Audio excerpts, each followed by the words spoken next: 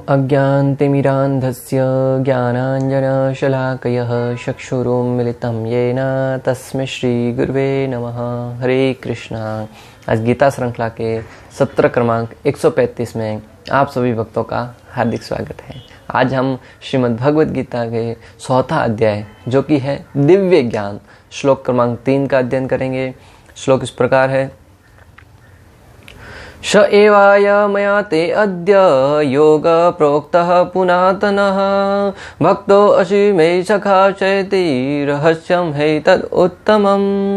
अर्थात आज मेरे द्वारा वही यह प्राचीन योग यानी परमेश्वर के साथ अपने संबंध का विज्ञान तुमसे कहा जा रहा है, क्योंकि तुम मेरे भक्त तथा मित्र हो, अतः तुम इस दिव्य ज्ञान के दिव्य रहस्य को समझ सकते हो।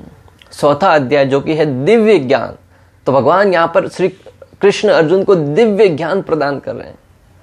जैसे प्रथम और दूसरे श्लोक में भगवान श्री कृष्ण ने अर्जुन को जो ज्ञान सूर्यदेव विवस्वान को दिया था और वही ज्ञान गुरु परंपरा के माध्यम से विवस्वान ने मनु महाराज को दिया, मनु महाराज ने इक्ष्वाकु को दिया। इस प्रकार वो गुरु परंपरा के माध्यम से आज आगे की तरफ बढ़ता हुआ आ रहा था।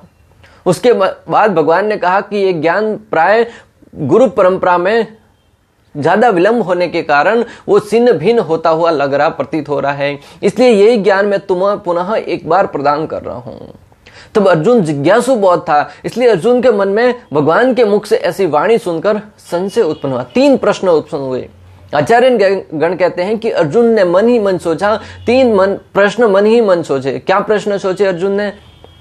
प्रथम था, क्या ये वही ज्ञान है जो सूर्यदेव विवस्वान को दिया था? अर्जुन मन ही मन सोचने लगा कि क्या ये, हे कृष्ण, क्या ये वही ज्ञान है जो तुमने सूर्यदेव विवस्वान को दिया था, या ये ज्ञान उससे भिन्न है? दूसरा, आप ये दिव्य ज्ञान मुझे क्यों दे रहे हैं? मेरे अंदर क्या योग्यता है? अर्जुन कहने लगे कि ये दिव्य ज्ञान तुमने सूर्यदेव विवस्वान को दिया। कहां सूर्यदेव विवस्वान और कहां मैं? कहां वो सूर्यलोक के राजा और कहां मैं एक साधारण से इंद्रप्रस्थ का राजा, वो भी हम इस अनेक प्रकार के यातनाओं से सताए हुए, अनेक प्रकार के लोगों से, दुर्योधन जैसे राजाओं से उत्पीड़ित होकर हम वन में भटकने वाले, हमारी क्या योग्यता है? तीसरा प्रश्न उत्पन्न हुआ, आप और मैं साधारण लोगों के बीच में यहाँ पर ड्रामा कर रहे हैं। एक तरीके से देखा जाए तो भगवान श्री कृष्ण दिव्य हैं, अर्जुन है वो उनके नित्य सखा है। दोनों इस भौतिक जगत से संबंधित नहीं थे, परंतु फिर भी धर्म की स्थापना करने के लिए, अपने भक्तों को आनंद प्रदान करने के लिए भगवान एक रोल कर रहे हैं। जिस प्रकार एक ड्रामा कंपनी होती है, वो नाटक करते हैं, रामलीला है, अनेक प्रकार की लीलाएं करते हैं। वो ड्रामा में कोई व्यक्ति हनुमान जी बनता है, कोई राम जी बनता है, कोई अलग रोल में लेता है। तो जैसे ही रोल समाप्त होता है, वो पुनः अपने साधारण वेश में आ जाते हैं।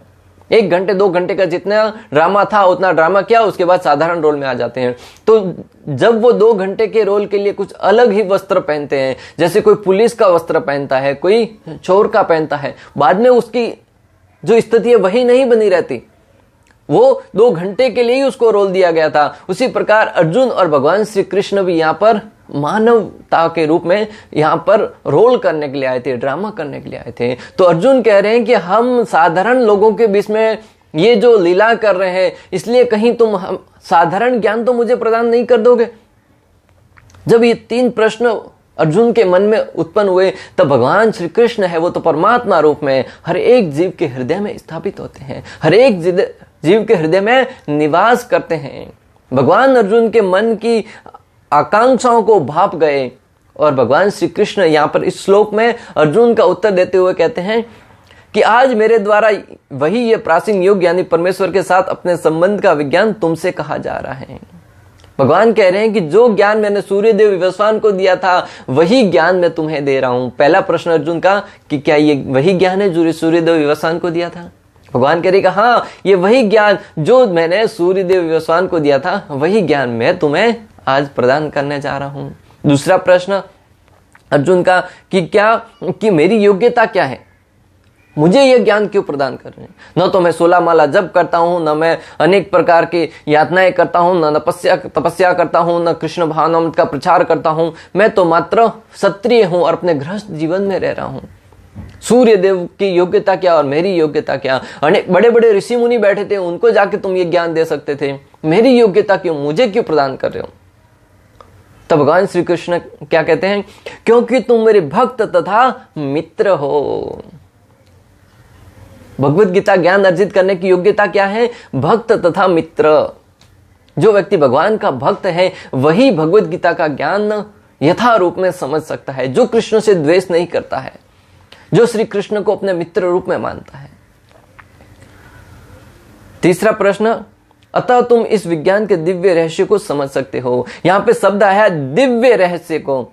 दिव्य यानी कि ये साधारण ज्ञान नहीं है, ये वही दिव्य ज्ञान है जो सूर्यदेव को दिया गया था। हम साधारण लोगों के बीच में लीला कर रहे हैं, फिर भी ये ज्ञान की महत्वता है, ज्ञान की जो स्थिति है वो कम नहीं हो जा पाएगी। ज्ञान की दिव्यता है वो ज्यों की त्यों बनी रहेगी। तो भगवान श्री कृष्ण जैसे गुरु और अर्जुन जैसे शिष्य आज तक कोई दूसरे नहीं हुए हैं। भगवान श्री कृष्ण जैसे तो गुरु और अर्जुन जैसा शिष्य आज तक इस संसार में नहीं हुए भक्तों।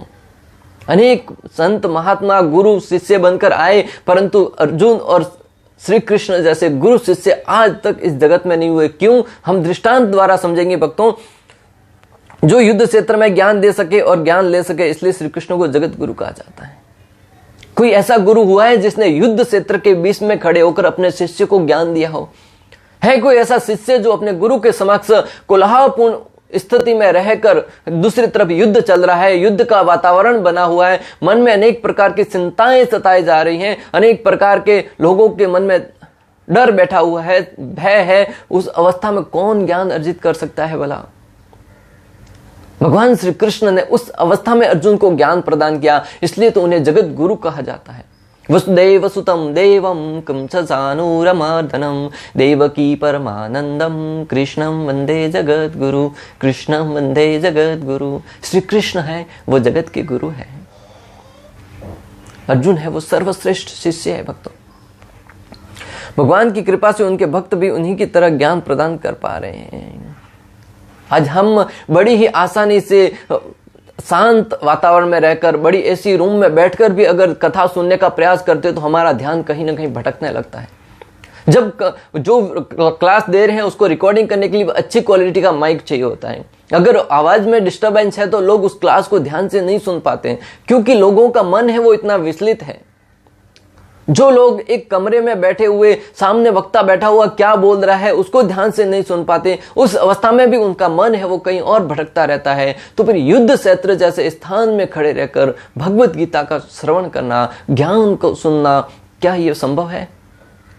अगर संभव करना है तो मैं अर्जुन की भांति जिज्ञासु होना होगा, अर्जुन की भांति दृढ़ प्रतिज्ञ होना होगा, तब जाकर हम भगवत गीता के ज्ञान को हर किसी क्षेत्र में जाकर सुन सकते हैं। भक्तों, भगवान की ही तरह, भगवान की कृपा से आज भगवान के अनेक ऐसे भक्त हैं जो ऐसे ही कुरुक्षेत्र जैसी युद्ध क्षेत्र में जाकर भगवत गीता का प्रचार करने का प्रयास कर रहे हैं और भगवत गीता का प्रचार कर भी रहे हैं। उसमें अग्रणी है नित्यानंद प्रभु। चैतन्य महाप्रभु और नित्यानंद प्रभु आज से लगभग 500 वर्ष पूर्व इस धरा पर अवतरित हुए लीला करने के लिए, कृष्ण भक्ति का प्रचार करने के लिए, एक भक्त के रूप में यहाँ पर आए। नित्यानंद प्रभु बहुत ही सुंदर वेशभूषा धारण करके वैश्यालयों में जाकर, मदिरालयों में जाकर, अनेक जगह पे जो लोग बिना शुद्ध बुद्ध के गिरे पड़े थे वहां जाकर उन्होंने भगवत गीता का प्रचार करने का प्रयास किया। हालांकि श्री कृष्ण ने तो अर्जुन को, जो क्षत्रिय था, उनको भगवत गीता का ज्ञान दिया, उनको भक्ति का ज्ञान प्रदान किया, परंतु नित्यानंद प्रभु तो और एक कदम आगे बढ़ गए। वो तो जो नशे में पूर्ण रूप से लिप्त थे, जो वैश्यालय में जाकर लिप्त हुए थे, उनके बीच में जाकर उनको कथाओं का वितरण किया, भगवत भक्ति का वितरण किया। और भी नित्यानंद प्रभु कितने महान हुए, उनसे बढ़कर नित्यानंद प्रभु से भी और ज्यादा कृपालु हुए श्रील प्रभुपाद। श्रील प्रभुपाद पाश्चात्य जगत में जाकर पूर्ण रूप से जो नरक के समान था, अरे श्री कृष्ण ने तो इस भौतिक जगत पर प्रचार किया, नित्यानंद प्रभु ने भी भारत भूमि पर प्रचार किया, परंतु श्रील प्रभुपाद तो नरक में जाकर, ऐसे कहा जाए इस धरती का नरक ही है, जहां पर चारों नियम पूर्ण रूप से तोड़े जाते हैं। पर स्त्री संग है, नशा करना, जुआ खेलना, मांसाहार करना, पर स्त्री संग का, ये चारों के चार नियम है वो पूर्ण रूप से तोड़े जाते हैं। उन पाश्चात्य जगत में जाकर श्रील प्रभुपाद ने उनको भगवत भक्ति का प्रसार किया। भगवत गीता के माध्यम से, भागवतम के माध्यम से उनको कृष्ण भक्ति में लगाया। यानी भगवान के भक्त हैं, वो भी भगवान की कृपा से ऐसे ऐसे कार्य करते हुए प्रतीत होते हैं जो एक तरीके से देखा जाए तो पूर्ण रूप से असंभव से प्रतीत होते हैं। ऐसे अनेक भक्त हैं श्रील प्रभुपाद की कृपा से आज जेल में जाकर ऐसे ऐसे खूंखार आतंकवादियों को भगवत गीता का ज्ञान दे रहे हैं, जिन्होंने कई मर्डर किए हैं, कई लोगों की हत्याएं करके आए हैं, लोगों के साथ बुरा बर्ताव करके आए हैं। और जब वो भगवत गीता का ज्ञान सुनते हैं, अरे अर्जुन तो भगवान का मित्र था, सखा था, उसका हृदय परिवर्तित हो गया, कोई बड़ी बात नहीं है। परंतु जेल में रहने वाले आतंकवादियों के भी हृदय परिवर्तित हो जाते हैं जब वो भगवत गीता का दिव्य ज्ञान सुनते हैं। ये है भगवान के भक्तों की महानता। भक्तों, इसलिए उनके शरणों की थोड़ी सी धूल भी मिल जाए ना तो भी हम धन्य हो जाएंगे। भगवान श्री कृष्ण स्वयं अपने भक्तों की रज को अपने सर पर धारण करने के लिए तरसते हैं। एक समय की बात, भगवान श्री कृष्ण नारद मुनि से कहने लगे कि मेरा सर दर्द हो रहा है। नारद मुनि ने कहा कौन सी औषधि लेके आऊं, कौन सी जड़ी बूटी लेके आऊं? तब भगवान श्री कृष्ण कहते हैं कि किसी जड़ी बूटी से ठीक होने वाला नहीं है ये, तुम जाकर मेरे भक्तों के शरणों की रज लाकर मेरे सर पर लगाओ, तब ये जाकर ठीक होगा। भक्तों, इससे ये दृष्टांत प्रस्तुत होता है कि भगवान श्री कृष्ण भी अपने भक्तों के शरणों की रज के लिए लालायित रहते हैं। तो हमें भी भगवान श्री कृष्ण के भक्तों के शरणों की रज में लोटपोट होना होगा। उनके मुखमंडल से निकलने वाली वाणी है, भगवान की कथाएं हैं, उनका पान करना होगा, उनकी सेवा करने में हमेशा संलग्न होगा। तब हम भगवत गीता के ज्ञान को समझ पाएंगे। अर्जुन को पहले से ज्ञात नहीं था कि भगवत गीता सुनाने वाले हैं, पर भगवान को सब पता था कि कहां पर कौन सा बटन दबाना है। अर्जुन तैयारी करके नहीं आए थे, नोटबुक लेके नहीं आए थे कि नहीं वहां पे जाके मैं नोट्स बनाऊंगा, भगवान क्या क्या कहने वाले हैं, भगवत गीता पूरा लिख लूंगा। अर्जुन को नहीं पता था कि भगवान भगवत गीता सुनाने वाले। अर्जुन तो युद्ध करने की इच्छा से गए थे, परंतु जैसे ही अपने संबंधियों को समक्ष देखा, तब है वो युद्ध से पलायन करने की स्थिति में आ गए कि मैं युद्ध नहीं करूंगा। वो उनका शरीर है वो कंपायमान होने लगा, उनके होठ है वो सूखने लगे, उनके शरीर से, उनके हाथ से उनका गांडीव है वो सरकने लगा। उस अवस्था में भगवान श्री कृष्ण है वो भगवत गीता का ज्ञान प्रदान करते हैं। भगवान को सब पता था कि कौन सी जगह पे जाकर अर्जुन क्या कार्य करने वाले हैं, इसलिए भगवान श्री कृष्ण पूर्ण तैयारी में आए थे। क्योंकि जो एक बुद्धिमान व्यक्ति होता है, जो एक्सपर्ट व्यक्ति होता है, उसको मालूम होता है कि कहां पर कौन सा हथौड़ा मारना है, कहां पर कौन सा बटन दबाना है। एक समय की बात भक्तों, एक बार एक व्यक्ति का कार था वो बिगड़ गया। वो कार बिगड़ गया, किसी मैकेनिक को लाके बुलाया। मैकेनिक से कहा कि इस कार को चालू नहीं हो रहा, चालू करके दीजिए। तो मैकेनिक ने कहा कि इसे 4000 रुपया लगेंगे ठीक करने के। अभी कार है, चल नहीं रही है, बिना चलने के तो काम की क्या, चलती गाड़ी ही भली, गाड़ी चल रही है तब तो बड़े अच्छी लगती है, परंतु जैसे ही भक्तों खराब होती है ना, बड़ी दुखदायी होती है। न तो उसको छोड़ के जा सकते हैं, न उसके उठा के जा सकते हैं। उस अवस्था में व्यक्ति है वो बड़ा परेशान रहता है, तब उसको बड़ा क्रोध आता है उस गाड़ी के ऊपर जब वो खराब होती है, परंतु चलती हुई गाड़ी हर एक को अच्छी लगती है। उसने 4000 मांगे, 4000 भी देने के लिए तैयार हो गया। उस मैकेनिक ने हथौड़ा उठाया, बड़ा निरीक्षण किया, 5 मिनट निरीक्षण किया, अच्छे से देखा क्या हो रहा है, फिर एक जगह पे जाके उस हथौड़े को जोर से मारा। जैसे हथौड़ा मारा, गाड़ी तुरंत चालू हो गई। उसने मालिक से कहा कि 4000 दीजिए। मालिक था वो चालू हो गई तो अभी देने से आनाकानी करने लगा, उसके नियत में खोट आने लगी। बोले कि अरे बस एक हथौड़ा मारने का 4000 रुपया, मात्र एक हथौड़ा तुमने मारा और 4000 रुपया मांग रहे हो। तो उस व्यक्ति ने बहुत बुद्धिमता से कहा कि हथौड़ा मारने का तो मात्र 5 रुपया है, हथौड़ा मारने का मात्र 5 रुपया। अगर तुम कहो तो तुम्हारे शरीर पर मारना हो, गाड़ी के दूसरे स्थान पर मारना हो, कहीं भी मारना हो, मैं मार दूंगा। तुम कहो तो फ्री में भी मार दूंगा, परंतु बाकी के जो 3995 रुपया है ना, वो ये ज्ञान करने के लिए कि हथौड़ा कहाँ मारने हैं, उसका है ये 3995 रुपया है। वो उस बात का है कि हथौड़ा कहाँ मारना है ये ज्ञात करने के लिए। वो ज्ञान अगर तुम्हें होता तो तुम भी हथौड़ा मार देते, परंतु ये ज्ञान तुम्हें नहीं था, उसका पैसा है ये। इस प्रकार भगवान श्री कृष्ण को हर एक बात पता थी कि हथौड़ा कहाँ मारना है, बटन कहाँ जाके दबाना है। वरना वो अगर भगवान को पता था कि अगर मैं यहाँ पे हस्तिनापुर में बैठ के ही भगवत गीता सुना के जाऊंगा तो फिर अर्जुन है वो उस अवस्था में ज्ञान अर्जित नहीं करेगा। इसलिए कुरुक्षेत्र के युद्ध स्थल में जाने के उपरांत ही भगवान ने वो बटन दबाया। अर्जुन के आचरण द्वारा हम सीख सकते हैं कि किसी भी स्थिति में कृष्ण कथा सुनने के लिए तैयार रहना चाहिए। भक्तों, अर्जुन है वो कुरुक्षेत्र के युद्ध स्थल में भगवत गीता का ज्ञान अर्जित कर रहा है। इस बात से हम क्या सीख सकते हैं? आचार्यगण बहुत ही सुंदर टिप्पणी करते हुए लिखते हैं कि उस अवस्था से हम सीख सकते हैं कि किसी भी अवस्था में, भले युद्ध का क्षेत्र हो, मृत्यु का स्थान हो, शमशान घाट हो, कैसी भी कोलाहलपूर्ण स्थिति हो, उस अवस्था में भी हमें हमेशा कृष्ण कथा सुनने के लिए आतुर रहना चाहिए। कृष्ण की लीलाओं का आस्वादन करने के लिए आतुर रहना चाहिए। कभी भी अनेक प्रकार के बहाने बनाकर उस स्थिति से भागने का प्रयास नहीं करना चाहिए। आज हम लोगों को बुलाते हैं कि कथा में आइए, कृष्ण कथा को सुनिए, भगवत गीता के लेक्चर है उनको यूट्यूब पे जाकर देखिए, परंतु लोग अनेक प्रकार के बहाने बनाते हैं। हमारे पास समय नहीं है, हम इस बार उलझे हुए हैं, मुझे नींद से उठ नहीं पाता हूं, ये सब बहाने हैं, वो अपने आप को धोखा देने वाले हैं। भक्तों, अर्जुन की भांति तैयार हो जाइए। तुम क्या कुरुक्षेत्र के युद्ध स्थल में तो नहीं खड़े हो? किसी भी अवस्था में हो, भगवत गीता को समय निकाल कर सुनिए। भक्तों, इस भगवत गीता का जो दिव्य ज्ञान है उसे सुनने के लिए किसी भी देश काल परिस्थिति की आवश्यकता नहीं है। कहीं भी किसी भी अवस्था में इस ज्ञान को सुनकर अपने हृदय में उतारेगा तो निश्चित रूप से वो परिणाम देता हुआ प्रतीत होगा। भगवान को पता था कि कलयुग में हमेशा ऐसी ही स्थिति रहेगी, इसलिए लोगों को सिद्धांत सिखाने के लिए दिव्य ज्ञान किसी भी अवस्था में ग्रहण किया जाना चाहिए। भगवान श्री कृष्ण तो संपूर्ण जगत के मालिक हैं। उनको आने वाले कलयुग के बारे में भली भांति पता था कि आने वाला कलयुग है वो ऐसी ही कोलाहलपूर्ण स्थिति में बना रहेगा। हर समय व्यक्ति चिंताओं से घिरा हुआ रहेगा, हर समय व्यक्ति आलस्य में डूबा रहेगा, हर समय व्यक्ति अनेक प्रकार के लोगों से, अनेक प्रकार के कार्यों से भ्रमित रहेगा।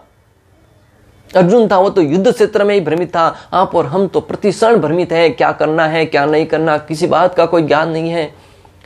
इसलिए भगवान श्री कृष्ण ने कुरुक्षेत्र के युद्ध स्थल ही सुना भगवत गीता का ज्ञान देने के लिए कि हम किसी भी अवस्था में क्यों ना हो, विशेष रूप से भगवत गीता का ज्ञान है वो हमारे लिए बहुत ही महत्वपूर्ण है।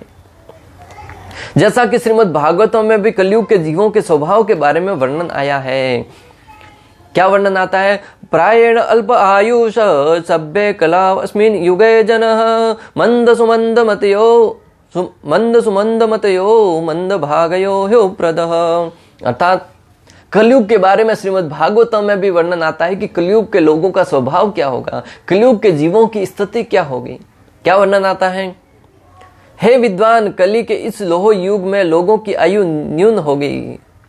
कलयुग का जो युग है इसमें लोगों की आयु है वो बहुत कम होगी। सत्य युग में लोग हजारों वर्षों तक जीते थे, परंतु कलयुग के अंदर लोगों की 100 साल आयु निर्धारित की गई है। उसमें से भी आज आप देखिए व्यक्ति 30 साल, 40 साल, 50 साल, 60 साल की व्यक्ति में उम्र में व्यक्ति की मृत्यु हो जाती है, अकाल मृत्यु हो जाती है। तो व्यक्ति की आयु है वो न्यून होगी। वे झगड़ालू होंगे। प्रमाण देने की आवश्यकता नहीं है भक्तों। छोटी छोटी बात पर लोग हैं वो अनेक प्रकार के झगड़े करने के लिए तैयार हो जाते हैं। हर समय दूसरे के प्रति प्रतिद्वंद करने के लिए तैयार रहते हैं। कोई बात का नाम नहीं होता और उसे बहुत लंबा खींच लेते हैं। 2-2 घंटे की उसके ऊपर चर्चाएं करने लगते हैं और अंत में वो झगड़े का रूप ले लेता है। भक्तों, झगड़ालू होंगे, आलसी होंगे। क्या बताने की आवश्यकता है? 10-10 बजे तक बिस्तरों में पड़े रहते हैं, 12-12 बजे तक बिस्तरों में पड़े रहते हैं। उठने के बाद भी कोई कार्य करने के लिए अंदर से प्रेरणा नहीं मिलती। गवर्नमेंट से पगार लेते 50,000, 70,000, 1-1 लाख रुपया, लेकिन जब कस्टमर आते हैं काम करवाने के लिए, जब लोग जाते हैं उनके पास काम करवाने के लिए, तब ये कहकर पल्ला झाड़ देते हैं कि आज तो फुल है, आज बुकिंग फुल है, कल आइएगा। जबकि खाली बैठे हैं, गप्पे मार रहे हैं, चर्चा कर रहे हैं, चाय पी रहे हैं, परंतु काम नहीं करना है क्योंकि आलस भरा पड़ा है अंदर। 8 घंटे की ड्यूटी में कम से कम 2 घंटा ही काम करते हैं। मुफ्त का सबको प्राप्त करना है, किसी को भी मेहनत नहीं करनी है। भक्तों, अगर मेहनत करेंगे ना तो कोई भी व्यक्ति इस पृथ्वी पर भूखा नहीं मरेगा। गरीब होने का तो चांस ही नहीं है, क्योंकि मेहनत के द्वारा हर एक व्यक्ति अपने हिस्से का भोजन तो प्राप्त कर ही सकता है। बड़े बड़े हष्ट पुष्ट व्यक्ति भी लोगों के बीच में जाकर लोगों को धोखा देने की प्रवृत्ति से धन अर्जित करके मात्र आलस्य में बैठकर उसको भोग करने का प्रयास करते हैं। तो कलयुग का स्वभाव है आलसी होना। और अगला है पथ भ्रष्ट। अपने रास्ते से भटके हुए, रास्ता भगवत धाम जाने का रास्ता हो, भक्ति का रास्ता हो, जीवन में क्या करना है कोई रास्ता पता नहीं है, अपने रास्ते से हमेशा भटके हुए हैं। जो व्यक्ति रास्ते से भटका हुआ रहता है वो गलत दिशा में ही प्रगति करेगा, और गलत दिशा में गया हुआ प्रगति किया हुआ प्रगति है वो बहुत ही घातक सिद्ध होता है, क्योंकि जितना आगे गए हैं उतना पुनः वापिस आना पड़ता है। और पथ भ्रष्ट व्यक्ति है वो हमेशा परेशान रहेगा, चिंतित रहेगा, दुखी रहेगा, अनेक प्रकार के तनावों से युक्त रहेगा। अभाग्य होते हैं। अभाग्य, कोई भाग्य नहीं होता है। हम अक्सर कहते हैं ना, भाग्य ने साथ नहीं दिया। जब हम स्वयं आलसी हैं, अनेक प्रकार के झगड़ालू हैं, ईर्ष्यालु हैं, क्रोधी हैं, दुखी हैं, पथ भ्रष्ट हैं, तो क्या भाग्य हमारा साथ देगा? भाग्य भी उन सुरवीरों का साथ देता है जो काम करने के लिए आगे बढ़ते हैं। जो घर में बैठे रहते हैं उनका भाग्य क्या साथ देगा भला? तुम आटे को गूंथ कर रख दिया और सोचने लगे कि भाग्य होगा तो रोटी बन के आएगा, क्या आने वाला है? मेहनत तो करनी पड़ेगी। जब मेहनत करेंगे तब भाग्य भी हमारा साथ निश्चित रूप से देगा भक्तों। तथा साथ ही साथ सदैव विचलित रहते हैं, तथा साथ ही साथ हमेशा विचलित रहते हैं। विचलित रहते हैं, किसी भी कार्य को करने से लोग हमेशा विचलित रहते हैं। आप देखो ना, किसी को भी किसी भी कार्य के बारे में पूछो, कोई ज्ञान नहीं है, हमेशा विचलित रहते हैं। क्या करना है क्या नहीं करना, किसी के बारे में कोई क्लियर सिद्धांत उनको पता नहीं होता है। परंतु साथ ही कलयुग का एक अच्छा गुण है। कलयुग का अच्छा गुण क्या है? कलेर दोष निदे राजन अस्ति है एको महान गुण, कितना देव कृष्ण से मुक्त संग परम व्रजेत। कलयुग का अच्छा गुण है कि इसमें भगवान श्री कृष्ण के नामों का गुणगान करके आप भगवत धाम जा सकते हैं बड़ी आसानी से, बिना किसी नियमों का पालन किए। साधारण तरीके से मात्र श्री कृष्ण के नामों का गुणगान करना है। हरे कृष्णा कृष्ण कृष्ण हरे हरे, हरे राम राम राम हरे हरे। भगवान के नाम का जप करके वो व्यक्ति भगवत धाम को जा सकता है। बड़ा ही दिव्य गुण है। सत्ययुग में हजारों साल तक तपस्या करने के उपरांत भी व्यक्ति को यह गति प्राप्त होगी कि नहीं होगी कोई निश्चय नहीं था, परंतु कलयुग का बहुत ही अच्छा गुण है। गीता और भागवत जैसे ऐसे ग्रंथ हैं जिन्हें तनावपूर्ण स्थिति में सुनने पर भी मन शांत हो जाता है। भगवत गीता और भागवतम है वो इतने दिव्य ग्रंथ हैं कि वो तनावपूर्ण स्थिति में सुनने के उपरांत भी हमारा मन है वो शांत हो जाता है। तभी तो अर्जुन ने भगवत गीता सुनी तनावपूर्ण स्थिति में और उसका मन शांत हो गया, मन है वो क्लियर हो गया। ऐसे आज भी अनेक लोग हैं, वीडियोकॉन के जो मालिक है वो अक्सर कहते हैं कि जब भी मेरे जीवन में कुछ संकट आते हैं, कष्ट आते हैं, मैं तुरंत भगवत गीता को उठाकर खोलता हूं। ऐसे रैंडमली कोई भी पेज उठाकर खोलता हूं और जो भी आगे दिखे उसको पढ़ता हूं, और बोले कि मुझे अपने प्रश्न का समाधान मिल जाता है। इतनी बड़ी कंपनी के मालिक होते हुए भगवत गीता से उनको ज्ञान मिलता है, भगवत गीता से उनको उनके प्रश्न का हल मिलता है। इसलिए ये सिद्धांत यहाँ पे पूर्ण रूप से सत्य सिद्ध होता है कि तनावपूर्ण स्थिति में भी आप भगवत गीता है, भागवतम है, वो आपको शांति प्रदान करेगा, अमृत तुल्य आनंद प्रदान करेगा। मनुष्यों की दो श्रेणियां, भक्त तथा असुर। भगवान ने अर्जुन को इस विद्या का पात्र इसलिए सुना क्योंकि वो उनका भक्त था, किंतु असुर के लिए इस परम गुह्य विज्ञान को समझ पाना संभव नहीं है। श्रील प्रभुपाद तात्पर्य में लिखते हैं कि इस जगत में दो प्रकार के जीव होते हैं, एक भक्त होते हैं और एक असुर होते हैं। भगवान ने श्री कृष्ण ने अर्जुन को भगवत गीता का ज्ञान देने के लिए क्यों सुना? क्योंकि वो भक्त थे। असुर है वो भगवत गीता का ज्ञान है वो यथारूप में स्वीकार नहीं करेंगे, वो अपने तरीके से तोड़ मरोड़ कर पेश करने का प्रयास करेंगे, और उस अवस्था में वो भगवत गीता का सही सिद्धांत है वो नहीं सीख पाएंगे। इसलिए भगवान ने कहा है कि अगर तुम भगवत गीता सुनना चाहते हैं, समझना चाहते हैं, अपने जीवन का कल्याण करना चाहते हैं, तो सर्वप्रथम हमें भगवान का भक्त बनना होगा। भगवान की बातों को यथारूप में स्वीकार करने की अंदर से प्रेरणा प्रदान करनी होगी। इस प्रकार श्लोक क्रमांक 3 का भक्ति वेदांत तात्पर्य पूर्ण हुआ। अंत तक हमारे साथ बने रहने के लिए आप सभी का हृदयपूर्वक प्रेम पूर्वक बहुत बहुत धन्यवाद। श्रील प्रभुपाद की जय, श्री श्री राधा गोपीनाथ भगवान की जय, श्रीमद् भगवद गीता की जय। हरे कृष्णा कृष्ण कृष्ण हरे हरे, हरे राम राम